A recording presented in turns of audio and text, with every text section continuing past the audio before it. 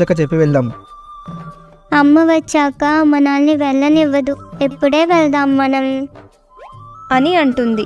Bit కూడా సరే అని లక్కీని తీసుకొని వెళ్తాడు. అలా వాళ్ళు స్కూల్ దగ్గరికి వెళ్తారు. కానీ అక్కడ ఎవ్వరూ ఉండరు. అప్పుడు లక్కీ,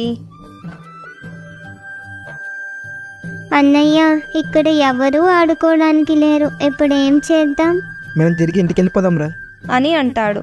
దానికి లక్కీ ఒప్పుకోకుండా ఇంటికి రాను అని ఏడుస్తుంది. అలా ఏడుస్తున్న తనని మర్రి చెట్టు ఉన్న దారిలో తీసుకొని వెళ్తాడు బిట్టు. లక్కీ ఏడవడాన్ని చెట్టు మీద కూర్చున్న మంచి దయ్యం చూస్తుంది. లక్కీ ఏడవడం చూసిన మంచి దయ్యం వెంటనే కిందకి వచ్చి ఇలా అంటుంది, అని అడుగుతుంది. అప్పుడు లక్కీ నాతో ఆడుకోవడానికి ఎవ్వరూ లేరు అని చెప్తుంది.